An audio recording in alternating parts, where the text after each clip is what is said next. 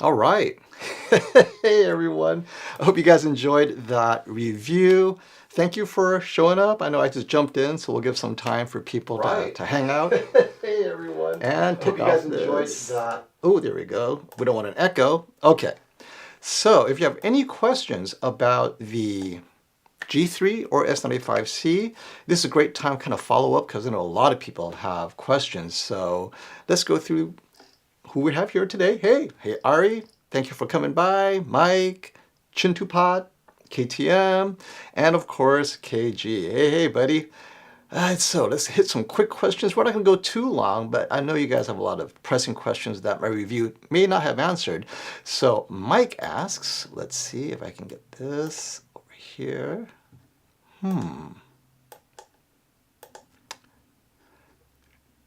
There we go. LG G3 or S95C as a PC monitor. I guess it depends on how sensitive you are to that chromatic aberration that's unique to the QD-OLED. I have a friend who just loves reviewing gaming monitors and PC-related gaming content, and he uses the S95C exclusively as his monitor because the vibrancy, he doesn't notice the chromatic aberration. So for him, it's the way to go. The G3, though, and the S95C, they only go down to 55 inches. So that may be a little large for many. I think either is fine as far as brightness is concerned. I haven't used either as a PC monitor, so if it's just for monitoring though, you may be overdoing it with either one because do you need that extra HDR impact if you're just using it as a PC monitor, right? If you need that extra HDR because you're watching content, hey, why not go with the S95C, right? But if you need other things that maybe the G3 offers uniquely, like HGIG that's accurate, then you might have to consider the G3. So yeah, let us know what your use case is for sure. Let's see. Hey, Scott. Thanks for dropping by. Here's another question here. Rahul asks, hello, FOMO. Any idea when the LG G3 S95C will release in India? I have no idea, but here's something to consider. Not many people realize that the S95B last year never even released in Korea, and that was a surprise to me. So the truth is, I have no idea what their regional launches are like because I didn't expect the S95B to be a Europe and North America only release. Hey, X, Ryan, thank you for coming by. Xbox Fanatic. Let me see what else we have here. Wise White Wolf has a wise comment and a question. Some seem to think, oh wait, let me throw you in here real quick.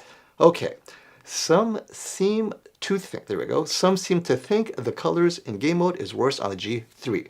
In comparisons I've seen, to me it seems that Samsung's just oversaturated more, where the G3 is more accurate. Your thoughts as you've seen them in person?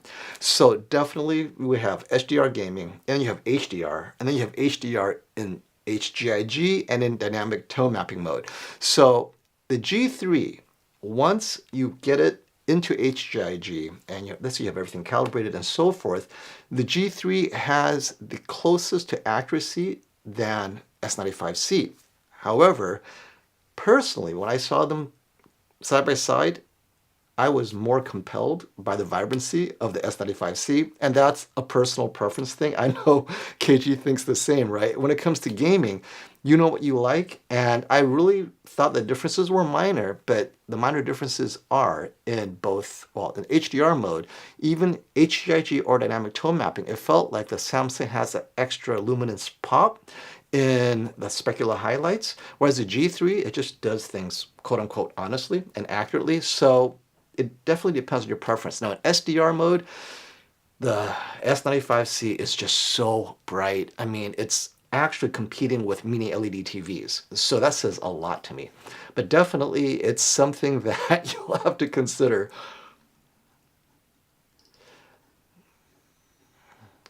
And here's a good comment by everyone's favorite green frog. Why not wait for the next gen MLA, instead buying first gen? Is the near black greenish a problem of calibration, or is it because of the panel? So you bring up 2 points. First, is the near black greenish, is that a panel or MLA related thing, or is it something that's just calibration from the factory? I'll tell you this, that LG worked very hard with the G3 to have it come out of the factory as close to accurate as possible. This is something they worked on to have it leave the factory in a certain way.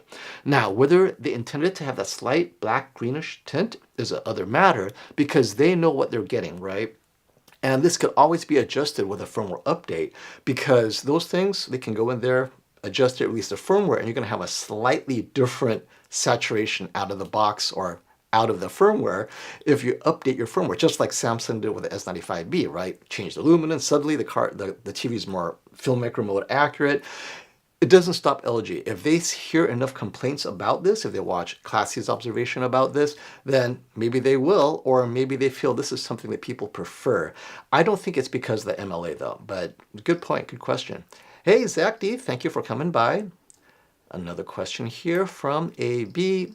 FOMO, you think the A95L will be a surprise this year? No. Mostly because Sony's predictable. They're very conservative. My guess, purely my guess, no inside information, is they will not be the brightest. At best, they'll be as bright as the G3 and the S95C, but I'm hoping in brightness preferred, it can get maybe a little bit brighter. But in gradation preferred, for sure, Sony really treasures their color detail, saturation detail, gradient detail. So that's something that Sony really enjoys doing, right? And maybe the difference here, from what you've seen, the G3 and the S95C are pretty close, correct? Maybe the difference maker will be that Sony clarity. For low bitrate content, it will be the difference maker, because as you saw, the G3 with YouTube TV, and now, not all scenes, I hand selected that one. It's not like, oh, every scene's like macro blocked and pixelated, right?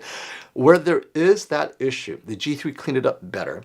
The Sony and the Samsung, you see very obvious macro blocking. So Sony has that step that they need to address. So that's something that we'll see if they can.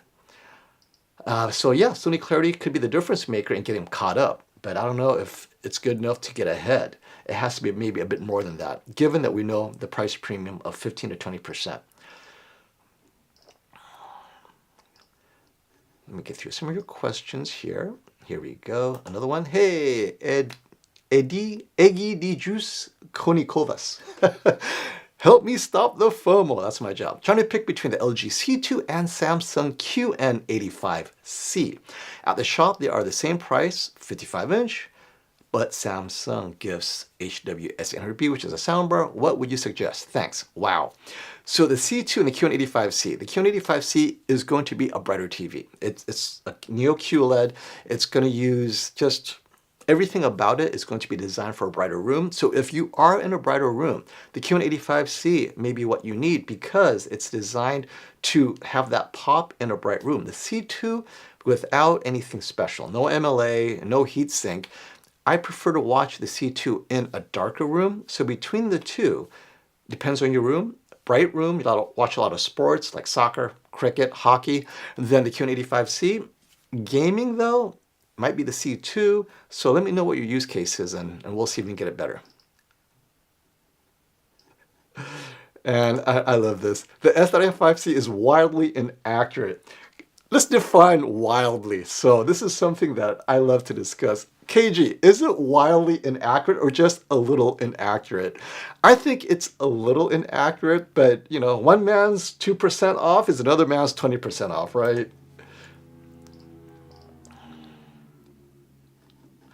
And hey, Zach, I know you and many others have had this ongoing issue with the 83-inch G2 bad power board.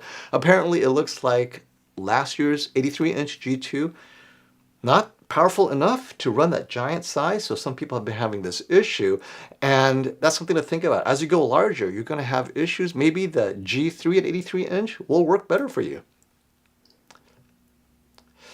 Hey Florian, thanks for the comment. In the video, you mentioned the highest brightness plus most color accuracy. How do you go about dialing in those settings for Cinema Home on the LG? So Cinema Home, already you're at the brightest color accurate movie profile mode.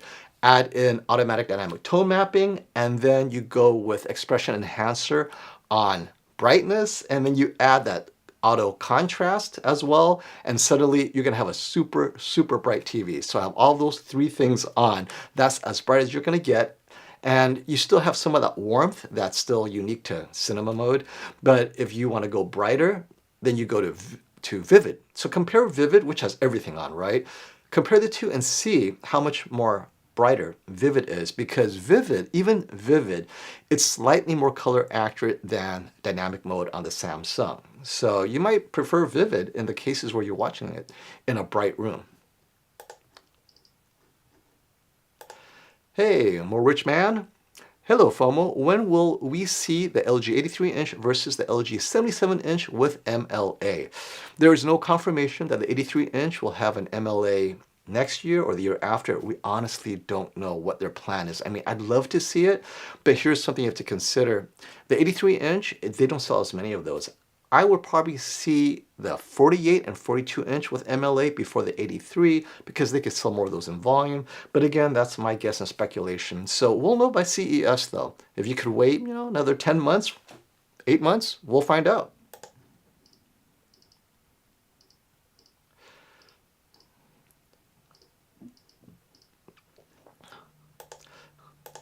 King of games. I had to put this comment because you're king of games.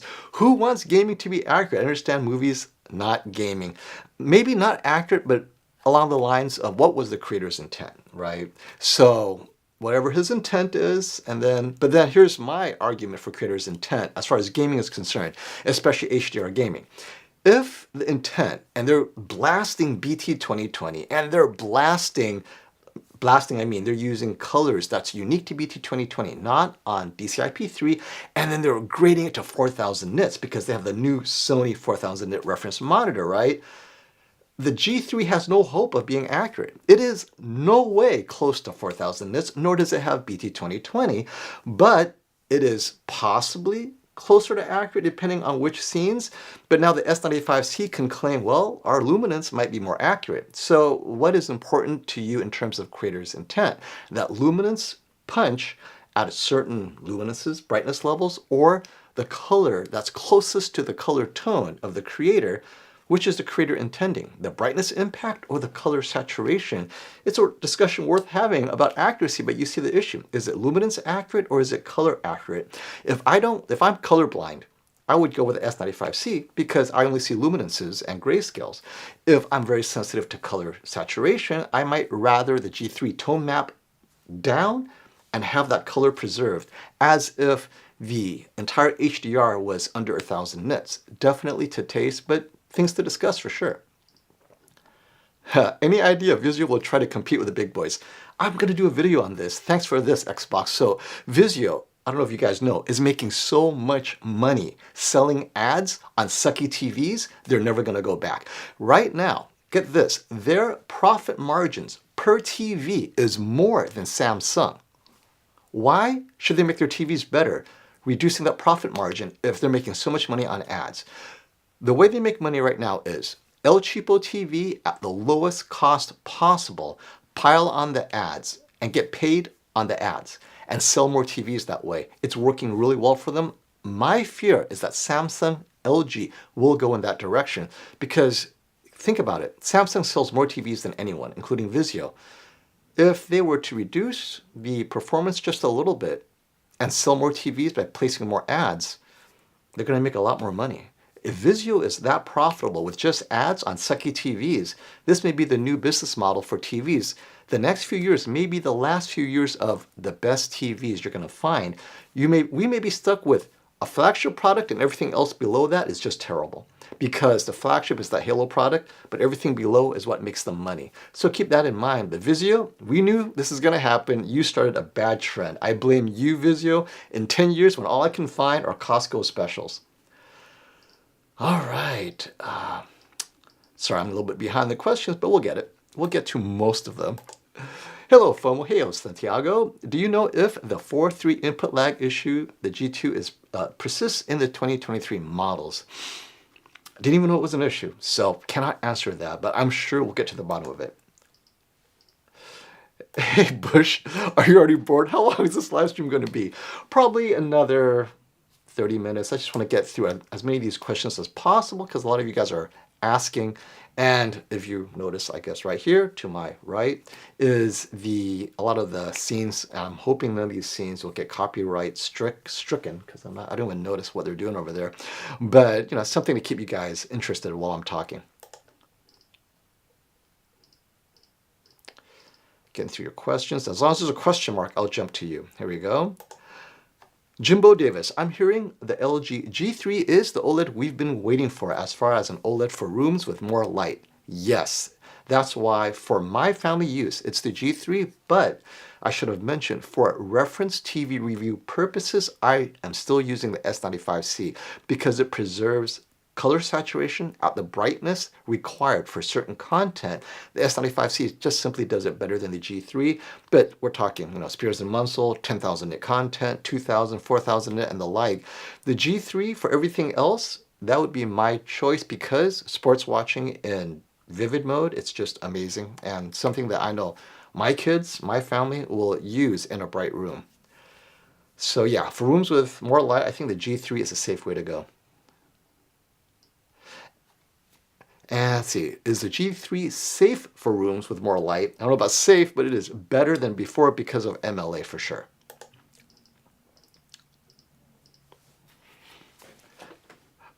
Hey, thanks for the update, Zach. You got a check, and I assume Robert Zone helped you out with that check. I know this has been an ongoing issue for you. I think you're in Texas, right? So if you're in Texas, guys, you're at risk if you have a G3 power board issue. Yeah, stick with 77-inch. I think for them, that is their true premium model in terms of having everything. It's got the right power board, it's got the MLA, and that's one that I would choose. I have the 77-inch S95C. I love it. For the home, definitely the 77-inch G3 would be worthwhile. Yes, Super Lex, many have agreed with you. S95C for PC gaming, 144 Hz is fantastic and unique. All right, scrolling through, let's see here. Chili, very good comment. I've seen horrible bending on some S95Bs. Is this issue resolved in the S95C?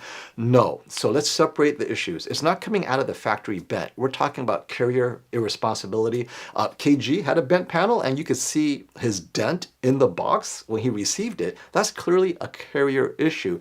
So possibly with a thicker panel casing, or rather panel casing with a thicker box. I think the panel casing is fine. It's that box that either needs to be reinforced because they're using carriers that are irresponsible, or just to play it safe, but the TV itself out of the factory, I suspect that's not the problem.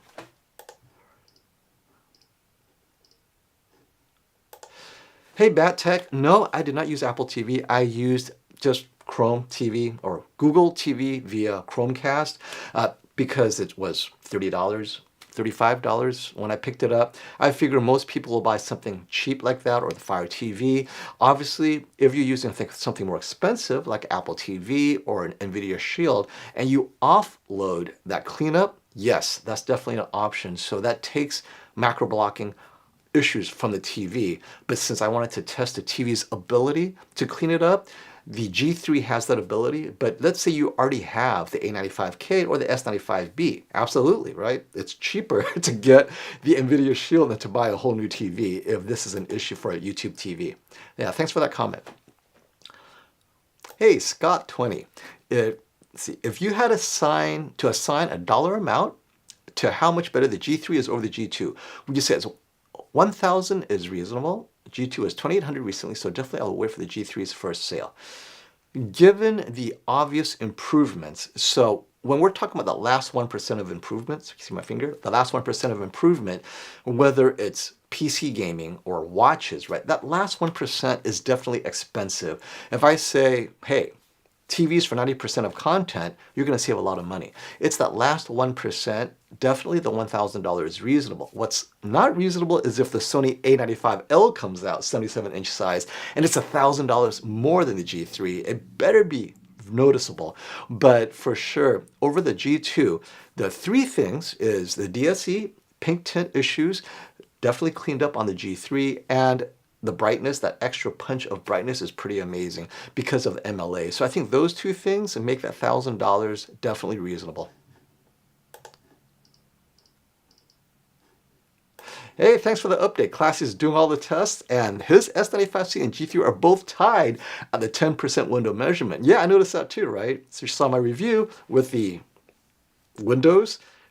Boom, boom, boom. It wasn't until you got close to the really wide screen did suddenly the G3 drop a little bit. But yeah, definitely my observation as well. And this is an applause to the G3. They don't have QD-OLED, but they still found a way. So LG, this MLA thing, pulled it out of your back pocket and you found a way. I didn't think you'd find a way, but you did. So you deserve kudos right there. I love it. Hey, Rahul, is it worth waiting for the 2025 blue phosphorescent OLED TV in your opinion? If you've never had an OLED before, the answer is no. Get an OLED and enjoy the infinite contrast. That phosphorescent blue gets you maybe brighter, maybe more pure luminance colors at the higher end, but the content, your content limited, right? Once again, I'll be pulling out the Spears and Munsell to show you, wow, look how great this new blue OLED is. But if you're watching Netflix, it is what it is. You're not going to get any more performance out of The Witcher or any of, what is it, the overly darkened Game of Thrones. That's the content that has to decide what TV you get. And if most of your content is just regular everyday P3 below 1000 nits, waiting for the blue doesn't do anything. Maybe the life is longer. Maybe, we don't even know that for sure. What it is great for, though, is if they start creating reference monitors for Hollywood again, maybe it's more stable at above 1000 nits, so it doesn't burn out like it did the last time they tried a reference OLED monitor. But for everyday people, that blue OLED, I think more efficiency, right? You're going to spend less energy for the same brightness. Practical gains, I think, but not the jumps that you're seeing with QD-OLED. But hey, I could be wrong, because here's the thing. For 1200, let's say 1500 nits, right, is peak brightness on these TVs right now, between 1200 and 1500. To double that brightness, you got to go to over 3000 nits. I don't believe blue OLED is going to get you to 3000 nits. Maybe it'll get you another 300 nits, but that's what, 10, 15%? It's logarithmic when it comes to nits. It's more for stability, burn-in prevention, and maybe color purity. So maybe all the TVs will have similar color white points without the issues of perceptual matching, right? So, but yeah, I look forward to seeing what those differences are. We don't know. It's all speculation. All right, triple helix. I got the A95K for gaming, but notice latency. Colors blow me away. Which would be the best for gaming and HDR movies and have similar highlights? S95C. The highlights, well, both, right? S95C has the most hyped up highlights for gaming. Movies, it's accurate. G3 is not artificially hyped up. So the G3 is for accuracy when it comes to gaming. And latency should be excellent because they designed it with latency in mind. A95K, well, you know, Sony, gaming is not a priority. So it's always a work in process. Try the G3. See if you're impressed, and if it's not bright enough for you, then go with the S95C.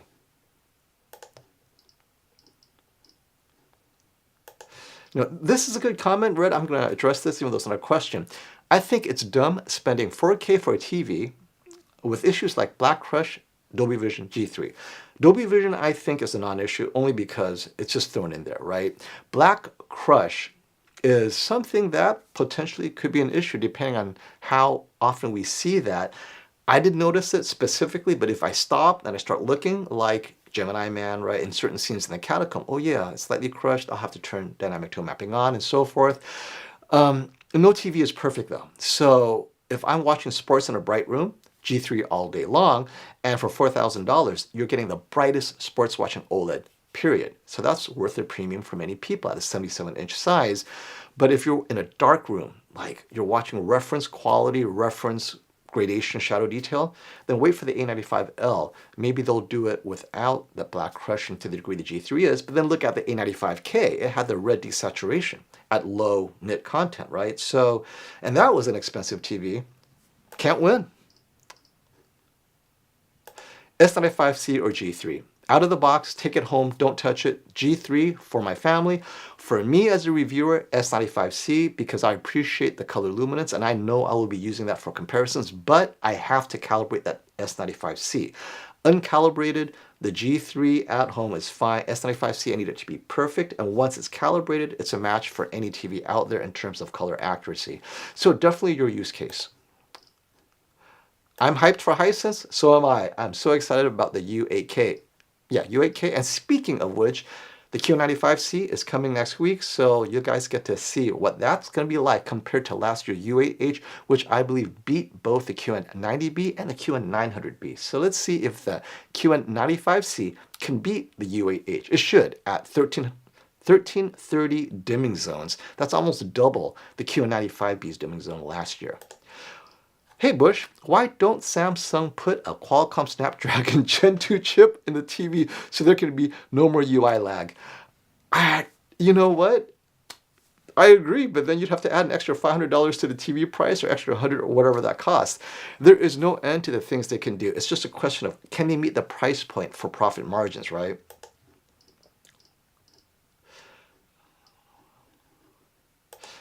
Hey, good question. Any problems with the OS of Samsung this year? The biggest complaints I've seen is eARC handshake issues, right? But other than that, the OS bug itself, having used the S95C from its launch until now, I haven't seen any issues. And the latency of the UI responsiveness of S95B is not on the S95C. I think it's fine. But as of the 1023 firmware update, who knows what the future holds for Samsung, right? But actually, you know what? There is a slight delay when swapping sources. It takes a little bit longer to recognize the source compared to the G3. You know, it's a minor delay, but that's something to keep in mind if that's an issue for you.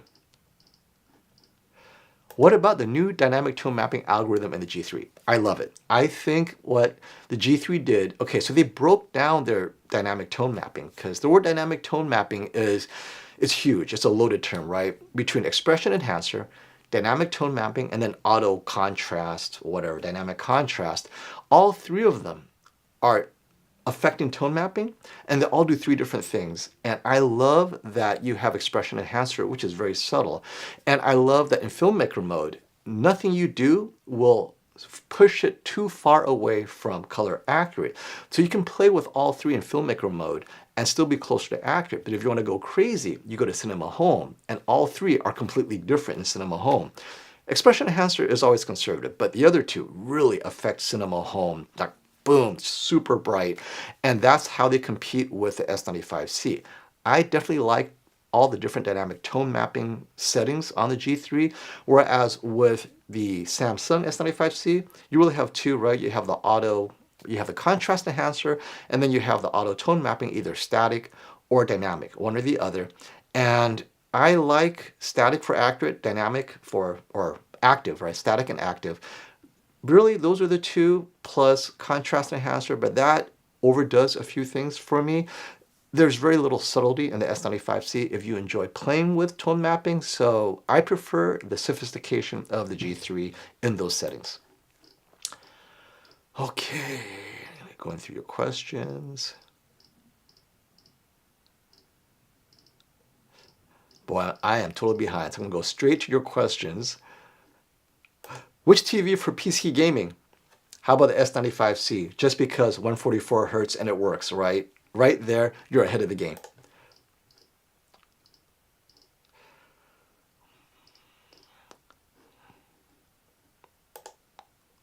Okay, thank you, Florian. Slight follow-up. Do you have thoughts on real cinema on LG TVs? If used with set-top box, is there any benefit if content is internet-based? I have no thoughts on real cinema. LG TVs in general. I think LG generally make good TVs. The OLEDs. The non-OLED TVs, I feel they're underpowered in terms of IPS and in terms, well, the IPS doesn't give you that contrast that I appreciate from OLED. If you get an LG, stick with OLED. If you get a non-OLED TV, I wouldn't consider LG with or without real cinema. I don't think that is a reason why I choose LG. Oh, Vinoth Kumar. Hey FOMO, final verdict. If all costs is the same, ballpark overall for gaming, reliability, burn-in, cinema movies, and supporting all video format, which is best? Well, the minute you say burn-in, I have to say G3 because 5-year panel warranty. Now, I don't know where you are, but in the USA, North America, you get a 5-year panel replacement. That sets it above all TVs. As far as reliability, and we're not talking about the 5-year panel warranty, right? G3 or just LG in general, they've been doing this longer than anyone else. So I will give them the reliability because of experience.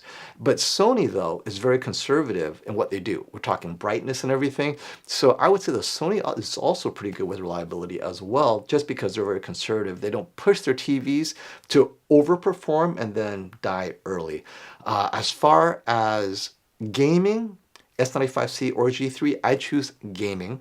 S95C because that's my preference, but everything, jack of all trades, master of a few, I'd go with the G3.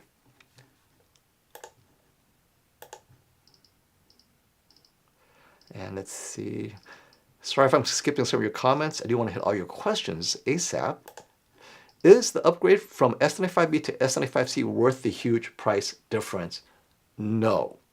Unless you have a specific reason. And the S95C is slightly brighter and S95C is more premium. Basically, that huge price difference is the One Connect box. If you compare the QN90B to the QN95B, there's a huge price difference. It's mostly because of the One Connect box. If you need that One Connect box, it is what it is. Get it because it's useful to you. But if it's only image quality, the active is convenient and you get that extra punch. And if you're in a bright room, you may need that extra brightness for sports. But again, that's a huge premium. I'd rather just wait until the next year for the S95C to drop in price, but it is slightly better built. So if you take in the build quality, the One Connect box, slight brightness, that actually defines the tier up, right? So it's like saying QN85C or QN95C, is it worth the price premium? You're paying for a few different things. So whether it's worth it, though, is your value judgment. For me, I would.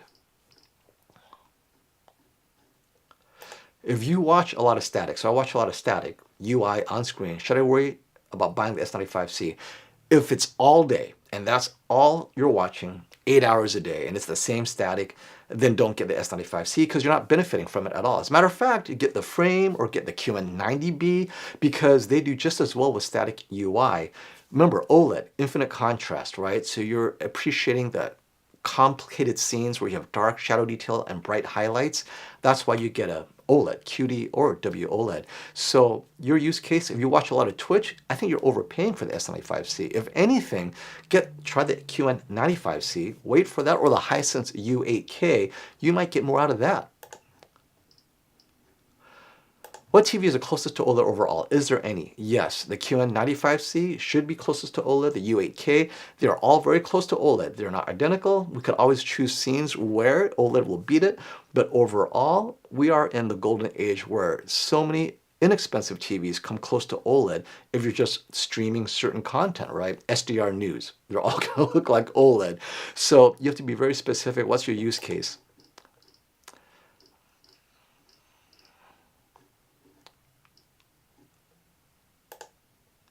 Hey Chibi, is it worth upgrading from the Q98 and Q70B this year, or should I wait 1 or 2 years for a better MLA QD-OLED?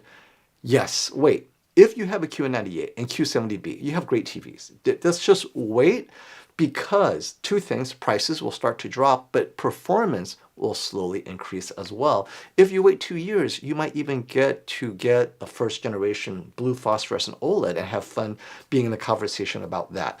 Any TVs you have now and you're happy with, hold on to it before you upgrade, is always my opinion. Okay. Going through the questions that I know I can answer. So if I skip your questions, probably because my answer will be, I don't know. I want to get caught up. Oh, hey. Thank you for that super chat, Corey. Haven't seen you in a while. Just wanted to say hi and hello to you, my friend. Thanks for dropping by. Hey, Xbox fanatic, you're the man. I love the content, love you guys here. I assume that the A95L will cost more than the G3 and S95C. Do you think they will perform similarly to justify the extra cost? No. As we saw last year, the A95K performed similarly to the S95B once both are calibrated, but it did not justify that extra premium. And they called it the Sony tax. You have to know why you're getting the Sony. You're specifically looking for its Either you like Google TV, you love its color science, you like how gradient or gradation preferred works, and you don't like it being too bright. Sony kind of makes everything, which is ironic, right? But you want QD-OLED, you want that wide color gamut that the S95C cannot deliver because BT 2020 is broken.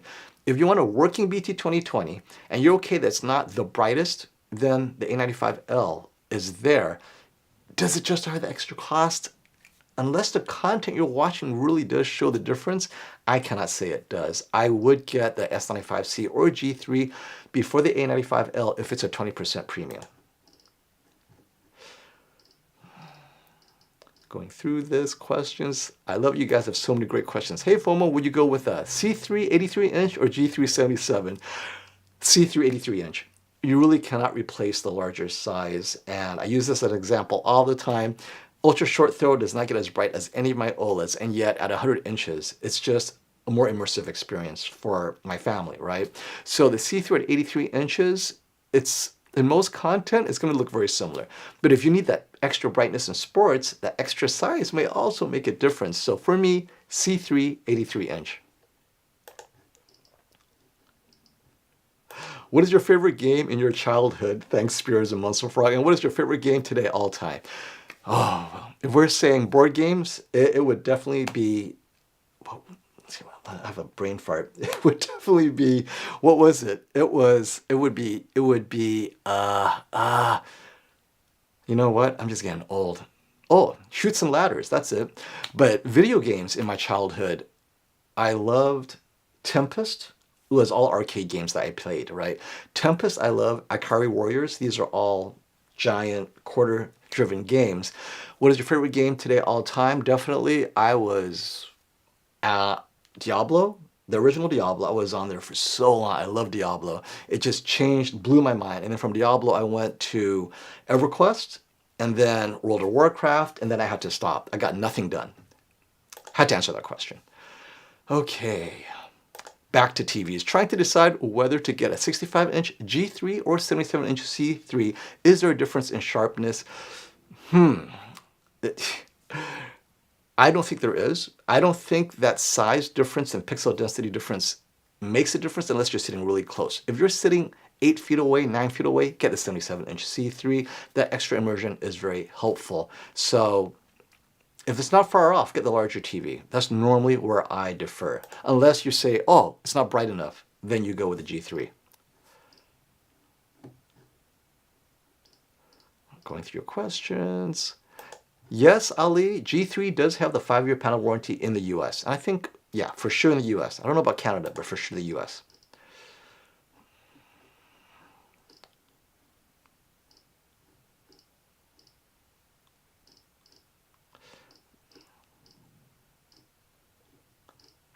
Yeah, so many great questions. Let's get to the next one. So many great comments. Hey, Vignesh, got my A95K 2 months back. Should I be worried? No, I have the A95K right now. It's a great TV. If you're watching high quality content, right, it's fine. I think it's a great TV. Hold on to it. Don't upgrade. And then wait 3 or 4 years. Once Sony upgrades all their OLEDs to the new blue phosphorescent OLED in 2026, that's when you should consider it. So A95K, be happy. Unless you need a larger TV, then you need to be worried. Otherwise, it's a great TV.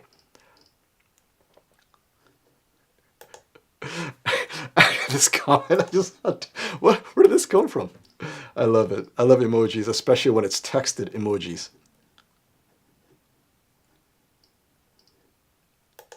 Hey Rick, does anyone know if the color luminance is a deal breaker in gaming for G3 versus S95C? No, it's not a deal breaker. The deal breaker is actually if you need the SDR brightness, that's a deal breaker. S95C, no question about it. If you need HGIG perfection, in a sense that LG is constantly working on it to make it better, then it's the G3. The color luminance, the S95C, no doubt, is going to hit color luminance necessary to be consistent with the creator's intent if they want to see, if they want you to see it that bright. But it's only a deal breaker if that's important to you, right? Josh, do you think Samsung learned from their firmware mistakes? Oh, the problem is too many divisions, right? You have the TV division, you have the gaming division, you have the marketing division, and If their mistakes come from the divisions not talking to each other, the answer is no. Because if you notice, normally what breaks is something related to gaming or gaming quality or something in game mode. They're not talking to the people in the game division when they make their fixes because it's always a domino effect, right? One contingency affects another. There are dependencies in software. So the answer is no, because I think it's a structural systemic issue that's causing quote unquote these mistakes. Because let's say they fix eARC. Whoa, I love eARC, or they add this or that, but they don't realize by doing this, you've added audio issues or you've added issues elsewhere in game mode. So the answer is unlikely.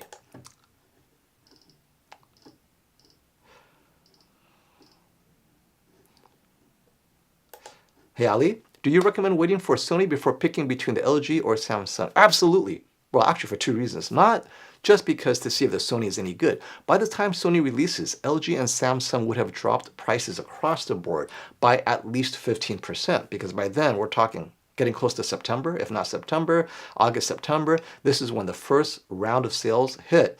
And then a month later, we're talking Black Friday prices. Now you can see the true value of waiting, and we'll get to see the shootout, right? The shootout will be sometime at the end of August, beginning of September. You'll see in the most accurate modes which TV does it best. So between now and then, we're going to definitely be choosing content to help you decide. Hey Alonso, which technology will come sooner, Nano LED or Samsung QNED? Samsung QNED will come sooner because they're learning how to make quantum dot color converting layer. Between now and when QNED is released, they would have perfected it or be very experienced at it. Having direct view micro LED or nano LED is outside of Samsung's control. Manufacturing processes designed and solved by third-party companies is required. Samsung is not doing that. They are not doing the manufacturing technologies and the tooling required to create micro LED. What they are doing is outsourcing that to someone else. That someone else needs to solve the micro LED problem. And it's very expensive. We're talking 8 years away from it being under $20,000 on a consumer-sized set. So yep, QNED would be my guess. What's better for a bright room, G3 or S95C? No gaming, because that is a different brightness issue. G3 is better than the S95C in a bright room, in my opinion, because there's more settings I can play with to get it just right. And for gaming though, SDR gaming in a bright room, S95C does get significantly brighter. Now, maybe G3 could change that, so that's another thing, but don't wait for firmware updates. Buy it, what is available now. Is the MLA enough of a reason to buy the G3 over the C3 or even the G2? Use case, if you're just watching plain old TV, streaming, SDR content, you don't need it super bright, the answer is no. But if you're in a bright room, you need every nit of brightness because you're watching sports in a bright room, then yes, G3 gets that much brighter in SDR. Definitely depends on your content, but if you're watching just regular content, streaming that doesn't get too bright, you're going to have a hard time telling the difference between the three TVs.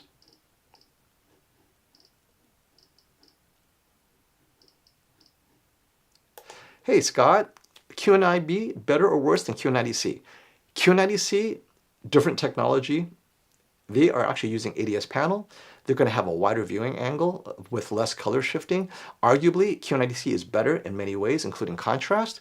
And QN90B is a great TV, but I didn't like it for its lifted blacks. QN90C, if you watch both Classy's and KG's reviews, they loved it. I think Classy felt the QN90C is a huge upgrade. So the answer is yes, but it depends on are you willing to pay the premium? Might as well wait for the QN95C, which is the equivalent of the QN90B. I think the QN90C is technically the step down. The QN95C is where the QN90B wants to be because both are single TV units. There is no one connect box.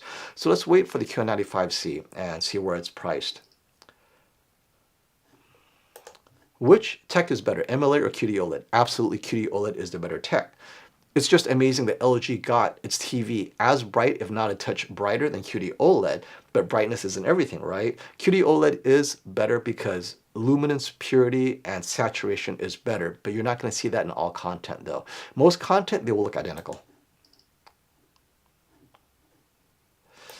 What happened to QNED from Samsung? Blue phosphorus OLED, it's because QNED is going to cost a lot more to implement and manufacture, and QD-OLED is so good. It is kicking so much rear end right now.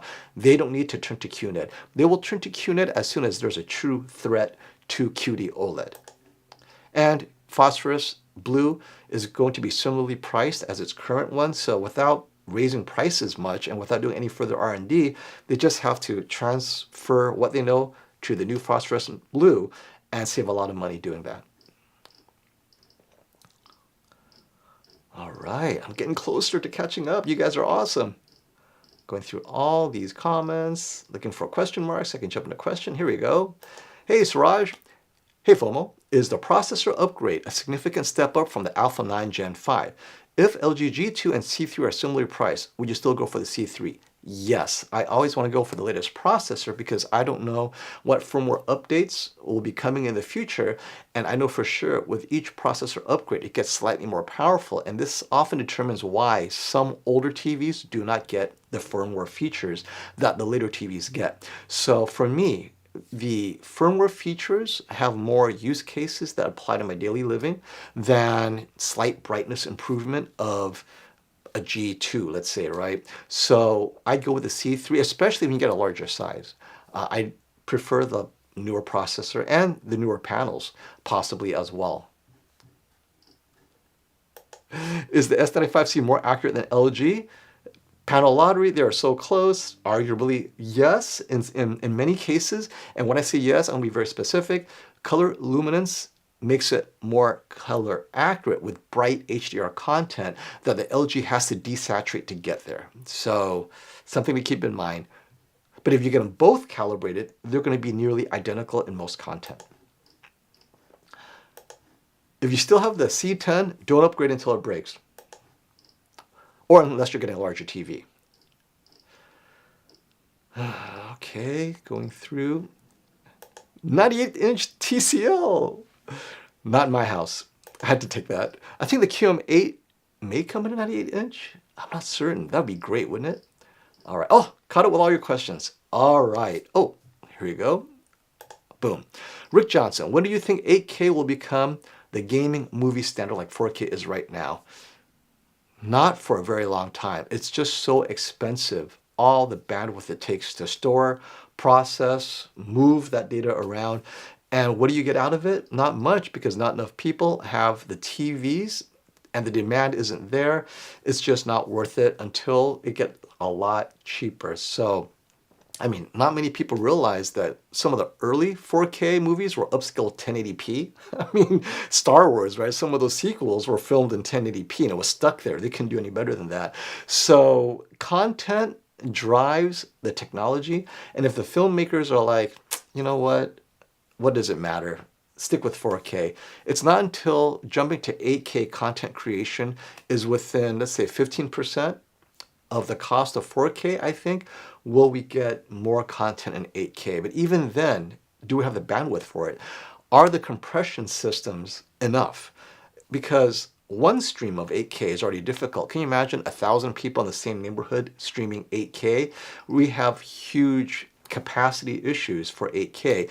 Netflix, if Netflix is distributing 8K, its pipes will be completely filled, and it would rather not do that. And since most people are streaming content, I don't think it's going to happen anytime soon. And especially if compression affects 8K quality, might as well have 4K with more quality audio, because 8K visuals will then compress audio down even further. It's just something to think about, right? There's no free lunch.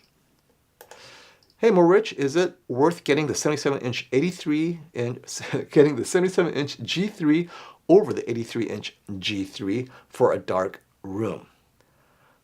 No. The 83-inch G3 is great for a dark room. The G3's biggest benefit is bright SDR in a bright room. In a dark room, you don't need that extra brightness. I think the 83-inch size is going to be great in a dark room. Now, you can always wait another year and go with, well, assuming MLA comes out 83-inch, but I always go with the 83-inch G3 in the darker room. I think you'll really enjoy it.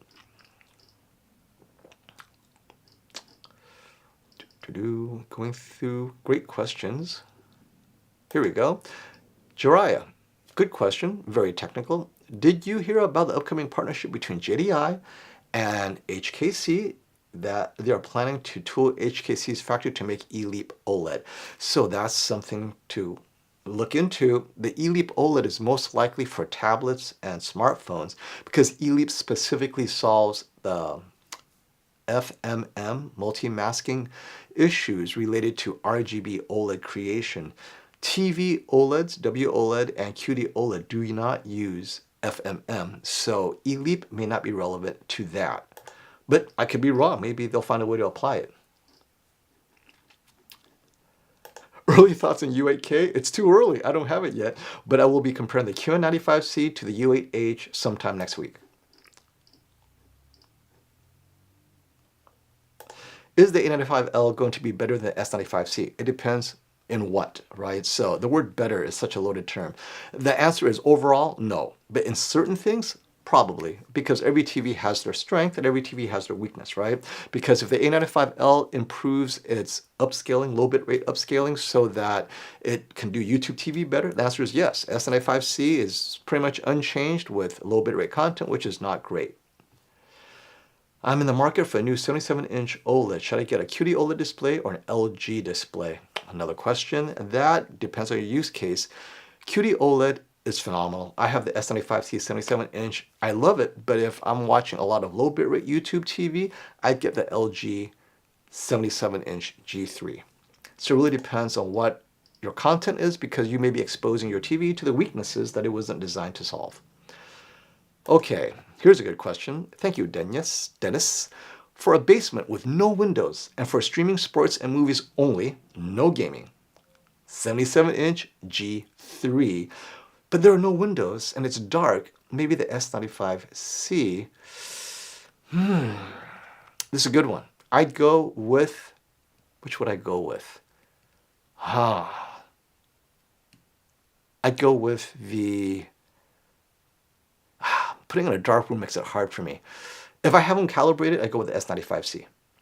If they're uncalibrated, Samsung's panel variances may be an issue. Maybe some are more color accurate than others, whereas G3, I know they try to make it all very similar out of the box. But my chicken way out of this question is calibrated, I'd go with the S95C. But the G3, if I was to bring it home to my family, it would be the G3 because I know my kids would probably have an easier time with it. Or I would have an easier time playing with it to their satisfaction.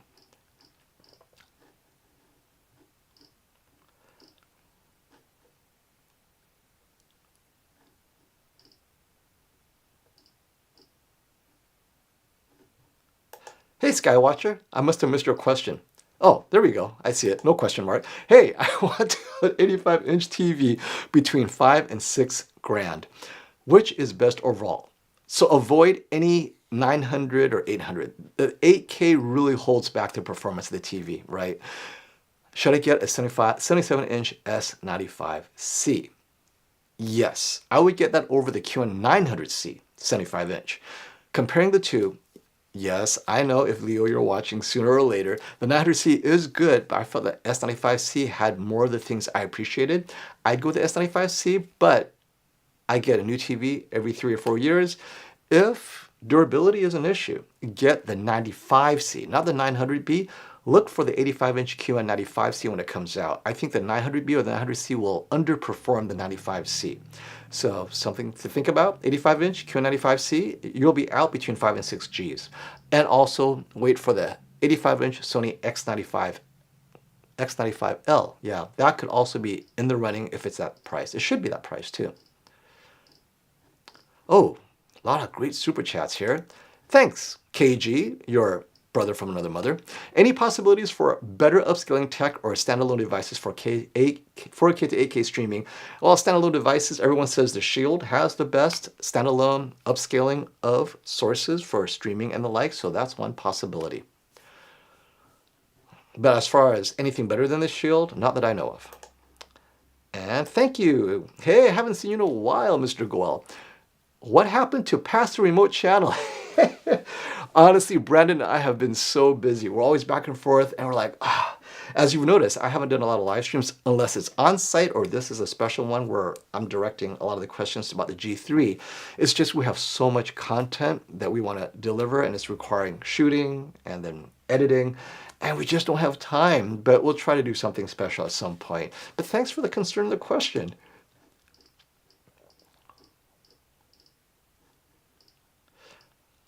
Looking for questions as I go down, and we're almost caught up. Oh, I think we're caught up. Okay, how about we make a 5-minute, oh, let's get to the super chat. I was going to say 5-minute last questions. Here we go. Hey, Steven, how much of an upgrade in a dark room from a B2? Well, in a dark room, I'd go with a C3. That would be a huge upgrade from the B2. But if you really want brightness in a dark room, then the G3 is such a huge upgrade in brightness. You might go blind, right? And we're talking about the specular highlights though. So they're going to preserve where it shouldn't be bright. It won't be over brightened because it follows the EOTF curve, but the specular highlights will be a huge punch. So for me, HDR on the B2 is just barely adequate. It doesn't have the specular highlight punch you're going to get from the G3. So it is a huge upgrade in a dark room because in filmmaker mode, and let's say you put it on expression enhanced detail, you're going to love it. I think it is a huge upgrade. But I wouldn't upgrade unless your TV breaks because your B2 is still a great TV. Unless you give it to Tech with KG's brother. He's buying. He's always in the market, right, KG? You know, KG, you have such a popular name. I know there are imposters out there. Right? I thought that was a real KG too. Terrible, terrible.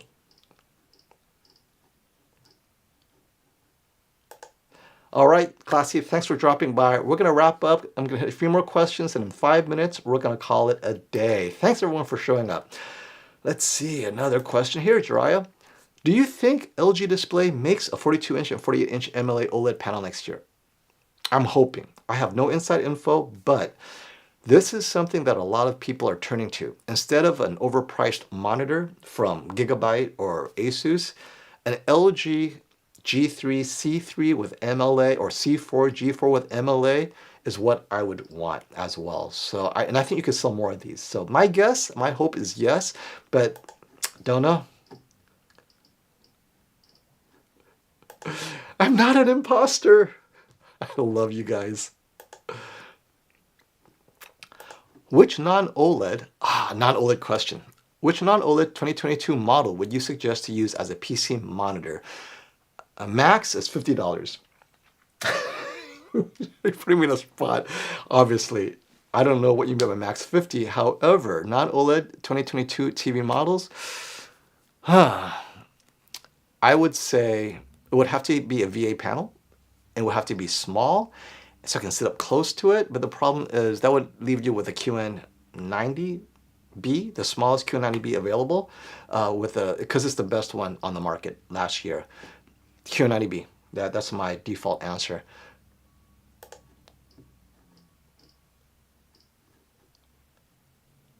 Oh, wait. Thanks for this. This is a great sale, everyone. 77-inch A80K, 2200 at Costco. This is a no-brainer for me, considering the warranty, the return policy. This is it. Rush to your local Costco. I would recommend this all day long. Hey, Ian, have I heard of the Sonos? I know it's unrelated to TV. You know, I like Sonos, but I haven't experienced it personally. And Sonos is a great ecosystem if you are bought into the ecosystem. If not, I think there are better options out there. You're paying a lot for the ecosystem, really. I mean, Sonos sound is okay, but if you are an audiophile and you want to explore different sounds, I do a bit of more research. But it's great because Sonos has matching sound bars, and that's pretty unique as well. So for a combination of whole house plus sound bar plus ecosystem to stream your music from different devices, Sonos is untouchable. Why does LG G3 not have HDR10 Plus? Because they don't need to. HDR10 Plus and HDR10 literally nearly identical. So unless 10 Plus offers something unique, they really don't need it.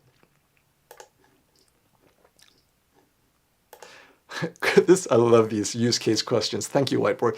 TV for anime with subtitles. Should I worry about burn-in on a QD-OLED, or should I better go for for an LED? I don't. Well, how about this? Get the Sony A95L QD-OLED. I think you're fine. I don't think subtitles is going to be an issue because it's varying content, right? And I've noticed that Samsung does a good job dimming the subtitles a bit as well, actually better than Sony. So yeah, I'm fine with subtitles on a QD OLED. I haven't heard that being an issue. The problem is the static image of a logo like CNN, because in the ticker, you have the box around the ticker. It's that box that creates the burn-in. I'm okay with that. But if you want to play it safe, get the G3 because, well, 5-year panel warranty, right? Now, I forgot, anime. I think LED is fine with anime. QN95C, U8K, last year's U8H. They're a full screen. There are no black bars. For me, it's the black bar distraction that I go to OLED. If it wasn't for that, I think the contrast on a QN90A, 90B, 90C, all of that will be great for anime if that's all you watch.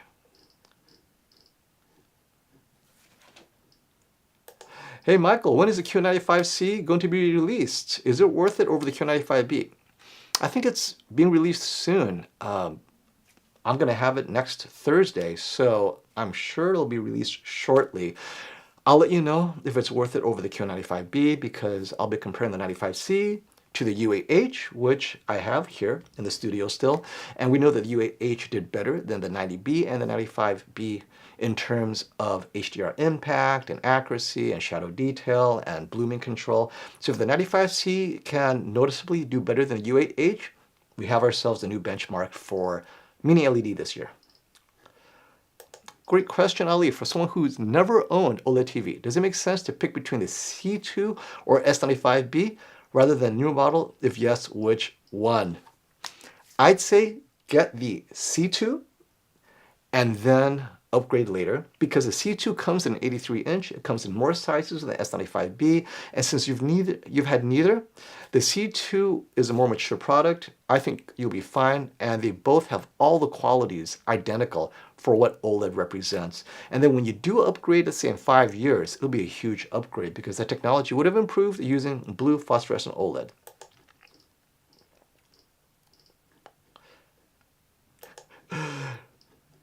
I want to address this. I don't understand why all companies don't implement HDR10+. Isn't it royalty free? The answer is it should be easy to implement. The answer is they could, but maybe it just requires more layers of cost they don't want to spend. So that's why. It's just sweat equity that they cannot recoup. There's no ROI to that. Hey Leo, how are you doing, buddy? This is Mr. Q900C. Great TV, by the way. I love that you have that TV. Hey Jimbo, would I choose a bigger C3 83-inch in a brighter room over a 77-inch G3 when considering price, despite the G3 brightness factor? Yes, I think the immersion is very important. It's a larger TV, it will appear brighter, and a larger image, I think you're going to get the details you need. Oh look, coincidentally, sports is on, right? You see how the G3 is slightly brighter? Ah, what a great question, Mac. If you had the wall space and the cash, would you go 83-inch G3 for quality or 98-inch QM8? I'd have to go with the 98-inch, assuming the QM8 looks as good as a flagship Mini LED, which it should. Size. I mean, I'd even go with a 120-inch projector, ultra short throw, if that's available to me, if I have the wall space. But the 98-inch makes a big difference. Yeah, I'd go with the 98-inch, no doubt. And of course, you know, content specific, right? Streaming, movies, HDR, great. If you're gaming though, it remains to be seen whether the QM8 can game as well as the G3. So we're not going to talk about gaming on the QM8, but we'll talk about everything else, which is just basic content watching.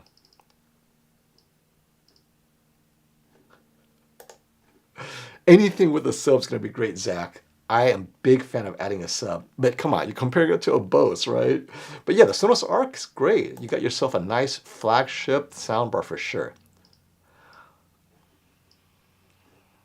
Oh, Too late, sold out. Maybe the Costco sale has ended. It's back up to $28.99 for the 77-inch A80K within 10 minutes in this live stream. I love it. Which TV do you plan on personally having in your home? Which TV? I always think about that. It would be the G3 because most of the time the people watching it. Okay, actually, you know what? Let's take a step back. S95C has a great argument because my family does appreciate the Tizen, the way it has the Samsung TV UI as part of it. So it'll be definitely between the G3 and the Samsung. We're not talking image quality now. We're talking the other things. For me, if I'm the one controlling the TV, it would be the G3. If it's my wife, she'd probably take the S95C because she's very used to the Samsung operating system, but both are nearly identical. So it's definitely the creature comforts. Oh wait, but I need a TV stand. I'd probably go with a S95C because I don't want to go out and get a separate stand because it's a bit too high. The S95C TV stand is perfect for my use case. Yeah, all these things that I think about when I buy a TV, unrelated to image quality, really. All right, 3 more questions and we'll call it a day. Question number 1. Which technology Samsung will use next year? Surprise! Next year it will still be QD-OLED, but more sizes. The surprise will be in 2025/2026, blue phosphorescent OLED. Will Samsung get that in time for a 2025 model year, or is it going to be 2026? That's the surprise. I want to upgrade my G2 77-inch. Should I go with the G3 or S95C? Wow. It's such a lateral upgrade. I would go with the G3 mostly because you're used to the G2 and you like the G2, but if there are things about it you don't like, then the Samsung may address it. But I think the G3, the low bitrate content is great. It is definitely brighter in our comparison with the G2. G2 just doesn't come up with the same level of specular highlights. So go with the G3 and you'll be happy because it's going to be a very similar and familiar WebOS. And hey, thank you for that super sticker with a pear character flying in the air. All right, 2 more questions. Let's see right here. Ian, how often should someone buy a new television? My A8H is feeling old. Should I wait? Ian, is it feeling old because it's not bright enough? If the answer is yes, get it 1 size larger and you will be happy. So let's say your A8H is a 55-inch. Get the 65-inch G3 or the 65-inch S95C. You will notice that upgrade, size and brightness. But if you're getting the same size, I'd say wait. But let me know, how's it feeling old? Or if you don't let me know now, we'll talk about it later. Hey, I have a Pioneer Curo Plasma for over 15 years. I'm looking to get a new TV, but I'm worried about motion blur. Yes, that's not solved. You're going to have issues of static and soap opera. You're never going to have the blend that matches plasma. So let's just get that out of the way. The G3, S95C, A95L are all so similar in their motion settings. As long as you know how to get the right setting, you can make them all look very similar. So none of them will have the same motion blur as plasma. All 3 are fine. Thanks for that question. All right, we'll hit 1 more question. Let's see, which one should I get? Oh, this is easy. Yes, it does pass through DTS. So there's room for 1 more. All right. Jahar Abdul Jabbar. Last question. Would you prefer the S95C or G3 for movies? If color accuracy to be prioritized and brightness not an issue. Thank you. S95C for movies because I love HDR movies. And the color accuracy differences between the 2 are so minor, but at higher luminances in certain movies, the S95C will be able to preserve more color saturation, and I do appreciate that. And there are certain scenes where I can see that the S95C has a slightly better contrast. So this is for the S95C. The S95C is definitely for movie buffs, but if you're a Dolby Vision fan and you want it exactly as how it was graded in Dolby Vision, then you have to go with the G3 and have it calibrated accordingly for Dolby Vision. But for me, since I don't really care about Dolby Vision too much, it all looks similar, and I want the HDR10 pop that Dolby Vision sometimes lacks. Sometimes they're identical, but sometimes in the brightest scenes, Dolby Vision is too aggressive in pulling that back. S95C, color luminance, all of that. And I don't want to say future-proof, but S95C has a higher ceiling for those kind of movies. So for me, it would be the S95C. Okay, everyone, thank you for coming by. And we'll have more questions and answers in other live streams. I'm often on other people's channels and so forth. So thank you again, everyone. Until next time, stop the FOMO.